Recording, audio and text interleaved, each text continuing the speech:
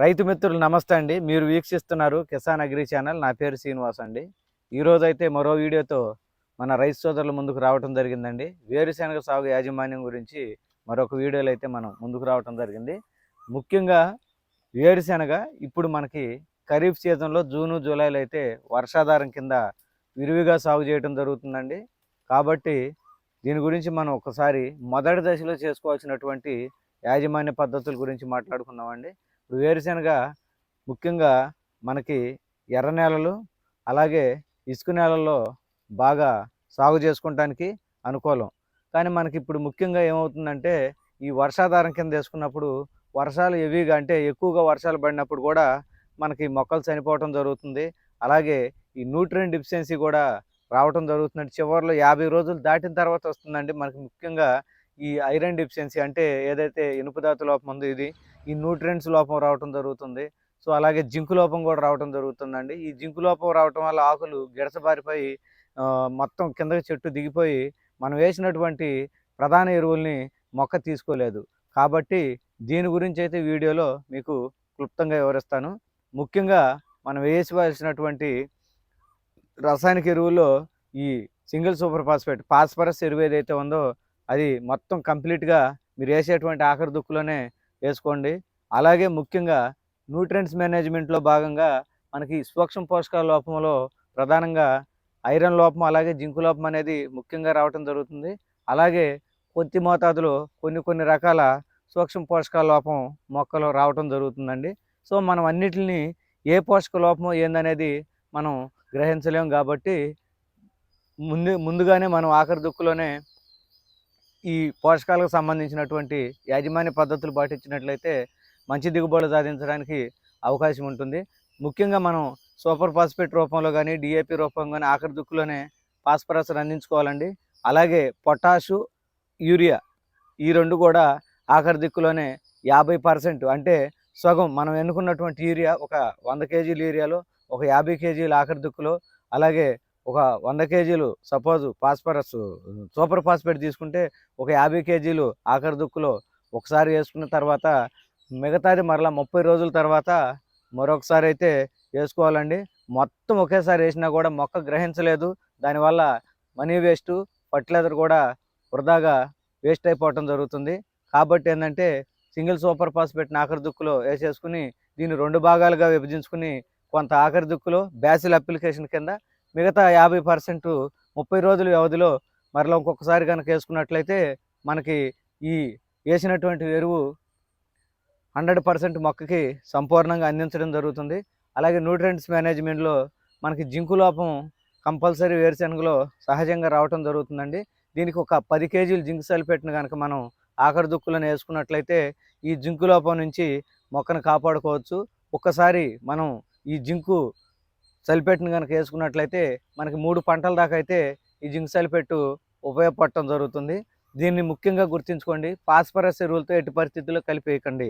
మీరు single super phosphate DAP ఏది వేసినా కూడా దాన్ని సపరేట్గా ఇండివిజువల్గా వేసుకుని 4 రోజులు గ్యాప్ ఇచ్చిన తర్వాత మరలా ఈ యూరియా పొటాష్లో కలుపుకుని వేసుకోవచ్చు. లేదంటే విడిగా కూడా వేసుకోవచ్చు అండి. వీటితో కలిపితే అది ఫిక్స్ అయిపోయి మనం వేసిన ఎరువులు పనిచేయకుండా పోతుంది. అలాగే ఆఖరి దుక్కులు ఈ ట్రూ సాయిల్ అండి. ఈ ట్రూ సాయిల్ని కూడా వేసుకున్నట్లయితే మనం ఏమవుతుందంటే మనం వాడినటువంటి ఈ కలుపు మందులు కానివ్వండి, అలాగే మనం వాడినటువంటి ఈ రసాయనిక ఎరువులు కానీ కొంత నేలలో ఫిక్స్ అయిపోతూ ఉండిద్ది. అది సహజంగా మొక్కకి అందించడానికి ఈ ట్రూ సాయిల్ని కనుక మనం 5 నుంచి 10 కేజీలు మనం భూమిలో వేసుకునేటప్పుడు ఈ యూరియా ఈ పొటాష్ కాంబినేషన్లో కలుపుకుని కనుక వేసుకున్నట్లయితే మనకి విల్ట్ సమస్య అండి, కొంత మొక్కలు చనిపోయేటటువంటి సమస్యను కంట్రోల్ చేయడంతో పాటు మొక్కకు కావాల్సినటువంటి న్యూట్రియంట్స్ మనం వేసినటువంటి జింక్ కానివ్వండి, ఫర్టిలైజర్ కానివ్వండి మొత్తం కంప్లీట్గా కరిగించి మొక్కకు అందించడం జరుగుతుంది. అలాగే దాంతోపాటు మొక్కకి వేరు ద్వారా సంక్రమించేటువంటి ఈ విల్టు తెగుల్ని కంట్రోల్ చేసి మొక్క చాలా ఆరోగ్యవంతంగా రావటము, మొలక శాతాన్ని కూడా పెంపొందించడం జరుగుతుందండి. ఈ ట్రూ సాయిల్ ముఖ్యంగా ఏంటంటే మన నేలని డీకంపోజ్ చేసేసి గుల్లబారి మనకి మొక్క వాటర్ ఫెసిలిటీని నిలబెట్టుకునేటువంటి కెపాసిటీని కూడా ఇవ్వటం జరుగుతుందండి. అలాగే మనం విత్తన శుద్ధి చాలా ఇంపార్టెంట్ అండి. మనం విత్తన శుద్ధి చేసుకున్న తర్వాతే మనం ప్రధాన పొలంలో వేసుకోవాలండి. ముఖ్యంగా వేరుశెనగలో విల్టు సమస్య అలాగే తెగుళ్ళు ప్రధానంగా తెక్కాకు మచ్చ విపరీతంగా రావటం జరుగుతుంది. సో దాన్ని మనం కంట్రోల్ చేసుకోవాలంటే ముందస్తుగా మనం విత్తనం నుంచి సంక్రమించేటువంటి కొన్ని బ్యాక్టీరియా తెగుళ్ళు, అలాగే కొన్ని బ్యాక్టీరియా తెగుళ్ళు, అలాగే శిలీంధ్రం నుంచి వచ్చే తెగులు రెండిటిని కంట్రోల్ చేసుకోవాలంటే మనం ముఖ్యంగా విత్తన శుద్ధి అండి. విత్తన శుద్ధి ఏదైనా ఫంగిసైడ్తో కార్బండిజం అయితే 1 కేజీ విత్తనానికి 1 గ్రాము, అలాగే సెస్టివా అనేటువంటి కెమికల్ వచ్చిందండి. ఆ సెస్టివా అయినా కానీ 1 ml సెస్టివా, ఒక 5 ml నీటిని కలుపుకొని చక్కగా పొర బాగా తడవకుండా లైట్గా మనం వాటర్ పోసుకుంటా దాన్ని సెస్టివాతో విత్తన శుద్ధి చేసుకున్నట్లయితే వేరు ద్వారా మనకి విత్తనం నుంచి సంక్రమించేటువంటి తెగుళ్ళని మనం విత్తన శుద్ధితో కంట్రోల్ చేసుకోవచ్చు అండి. అలాగే నెక్స్ట్ వచ్చేసి వీల్టు సమస్య ఉన్నప్పుడు మనం ట్రైకోడర్మా అండి, 1 కేజీ విత్తనానికి 5 గ్రాముల చొప్పున విత్తన శుద్ధి చేసుకోవచ్చు. ముఖ్యంగా ఇందులో గుర్తుపెట్టుకోవాల్సింది ఏంటంటే ముందర మనం ఏదైతే ఉందో ఫంగిసైడ్ దానితో విత్తన శుద్ధి చేసుకున్న తర్వాత కొంత విరామం ఇచ్చి ఒక రోజైనా పర్లేదు, ఒక పూటైనా పర్లేదు, ఇచ్చిన తర్వాత 1 కేజీ విత్తనానికి 5 గ్రాముల చొప్పున ఈ ట్రైకోడర్మాతో విత్తన శుద్ధి చేసుకున్నప్పుడు మాత్రమే ఇది ఎఫెక్టివ్ పనిచేయతుందండి. ఎంపటే కలిపి చేసుకున్నట్లయితే ఇందులో ఉండేటువంటి బ్యాక్టీరియా చనిపోవటం జరుగుతుంది. సో ఈ విధంగా చేసుకున్నట్లయితే కొంత విల్టుని మనం కంట్రోల్ చేసుకోవడానికి అవకాశం ఉంటుంది.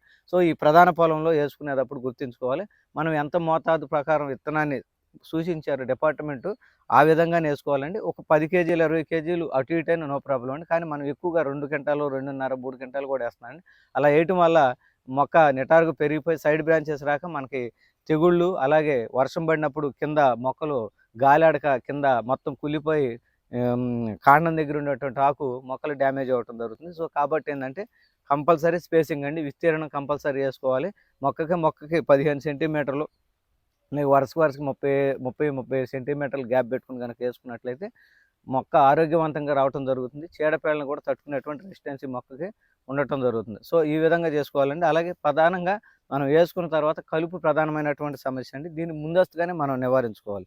దానికి పెండి మీదాలేనండి, ఒక ఎకరానికి 1 లీటరు 200 లీటర్ నీటిలో కలిపి కనుక మనం పిచికారీ చేసుకున్నట్లయితే ముందస్తుగా కలుపును రాకోకుండా మనం నివారించుకోవచ్చు. ఈ కలుపు నివారించుకోవాలంటే 24 నుంచి 48 గంటల్లోపే మనం ఈ పెండి మీదాలని పిచికారీ చేసుకోవాలండి.